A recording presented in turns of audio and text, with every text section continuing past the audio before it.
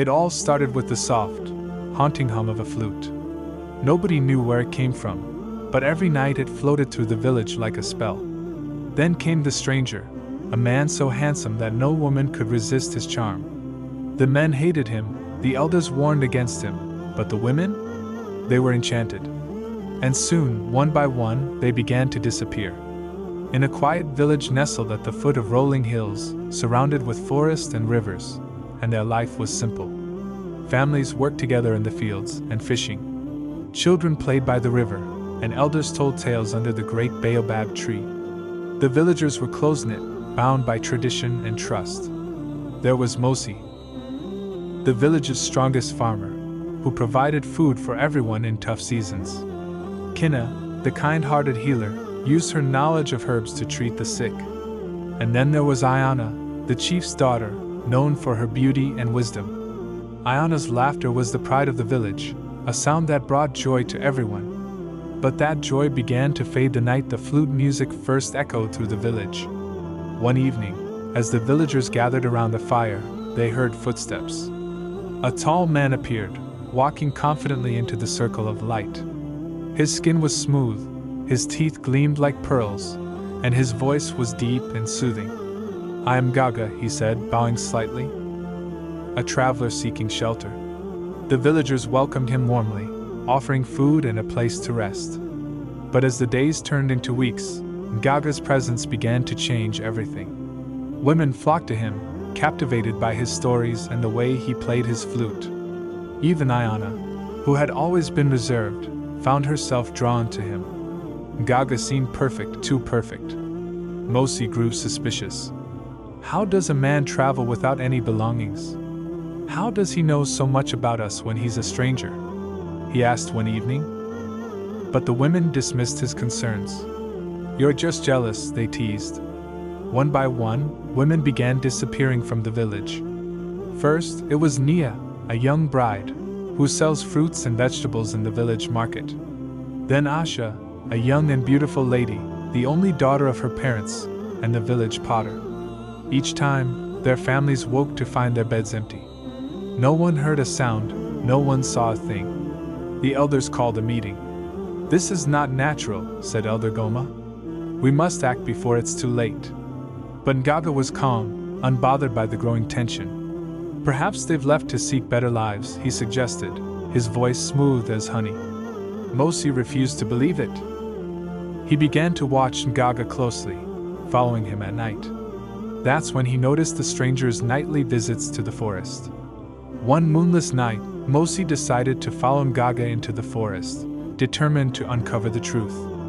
Keeping a safe distance, he trailed the handsome stranger to a clearing by the riverbank, when Gaga always played his flute. Hiding behind a dense bush, Mosi watched as Gaga stood under the light of the stars, his flute in hand. But instead of playing, Gaga began to shed his skin, like a snake molting. Mosi froze in horror as the transformation unfolded. Gaga's smooth skin turned scaly, his limbs twisted and elongated, and his eyes glowed a venomous green. Within moments, the handsome stranger was no more standing in his place. Instead, it was a massive python, its iridescent scales glimmering in the moonlight. Mosi's stomach churned as the snake slithered toward a mound of earth nearby. Using its powerful body, the python unearthed a hollow filled with bones and scraps of torn fabric, familiar fabric. These were the clothes of the missing women. Before Mosi's eyes, the snake opened its gaping jaws and regurgitated something, a half-digested bracelet that had belonged to Ayana's best friend, Nia, one of the missing women. Mosi realized with a sickening certainty what had happened. Gaga had been swallowing the women whole, devouring them one by one. Suddenly, the snake paused, its head snapping toward Mosi's hiding spot. Its eyes locked onto him, and the flute, now lying on the ground, emitted a low, eerie hum as if summoning the predator. "You shouldn't have followed me," a voice hissed, though the python's mouth never moved. It was Gaga's voice, cold and venomous. Mosi's instincts kicked in, and he bolted, his heart pounding like a drum. He ran through the forest, dodging low branches and roots, the sound of scales slithering against the ground growing louder behind him. By some miracle, Mosi made it back to the village. Breathless and trembling, he gathered the elders and told them everything he had seen. "This is no man," he said. "Gaga is a python in disguise, and he has been swallowing our women alive." When Mosi finished telling the elders what he had seen, the room fell silent. The horror of the truth hit them like a storm. Gaga wasn't just a charming stranger, he was a predator, a python spirit in disguise feeding on the women of the village. Elder Goma's voice trembled as he spoke. "This is no ordinary snake. It is a python, a cursed serpent of the underworld, and it won't stop until every soul in this village is consumed. We must act before he comes for more of us," Ayana said, her face pale but resolute. The villagers gathered quickly, forming a plan. They would lure Gaga into a trap using sacred fire and powerful herbs that the elders claimed could weaken spirits. A large pit would be dug near the forest's edge, covered with leaves and branches to conceal it. Inside the pit, they would place offerings of goats and chickens soaked in a potion made from the strongest protective herbs.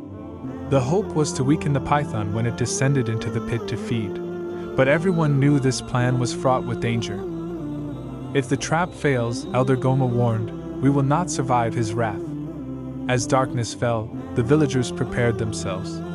The air was thick with tension, and every sound seemed amplified: the rustling of leaves, the creak of wooden torches.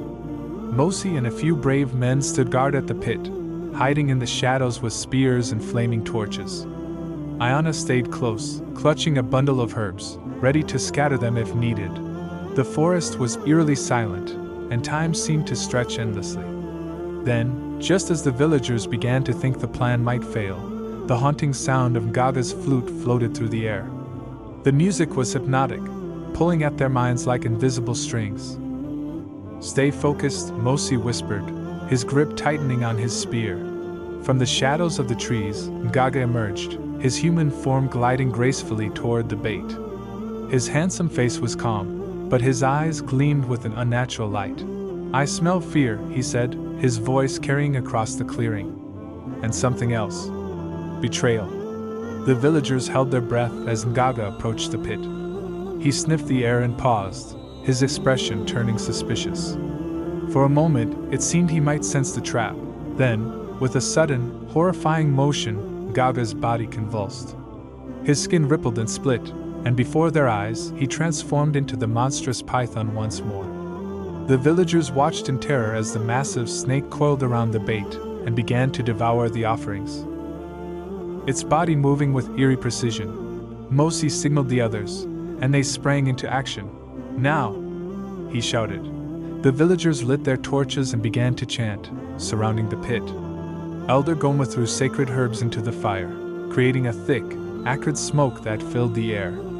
The python hissed and thrashed, its massive body writhing as the smoke seemed to burn its scales.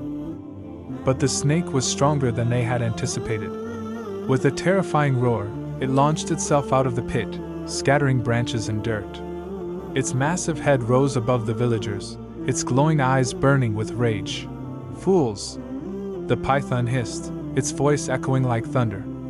"You dare challenge me?" It struck with lightning speed, its jaws snapping inches from Mosi, who barely dodged in time.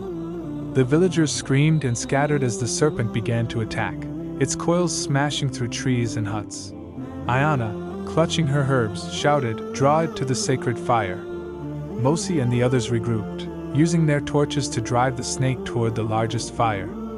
The python thrashed violently, its tail whipping through the air and sending several villagers flying. Blood and screams filled the night as the battle raged. Finally, Ayana threw the last of the sacred herbs into the flames, causing the fire to erupt in a brilliant blaze. The python reared back, its body writhing in agony as the light consumed it. "You cannot kill me!" it roared. "I will return!" With one final, ear-splitting screech, the python burst into a cloud of black smoke and ash, disappearing into the night. The villagers stood in stunned silence, their breaths ragged. The once lively village was now a scene of destruction: broken huts, trampled fields, and the bodies of the injured. Elder Goma spoke softly, his voice heavy with sorrow. "We have won the battle, but the price was great. Let this serve as a lesson to us all." Iona, tears streaming down her face, vowed never to let her village fall prey to such evil again. Together, the villagers began the long, painful process of rebuilding their home, vowing to honor the women they had lost. The moral lesson from this folktale is that beware of those who hide their true nature behind charm and beauty. Evil often wears a mask, and only vigilance and unity can protect a community from harm, and not everything that glitters is gold. Be cautious of charm and beauty that seem too perfect, they might hide something dangerous. Thanks for watching to the end, and please don't forget to like, subscribe, and share for more inspiring African folktales.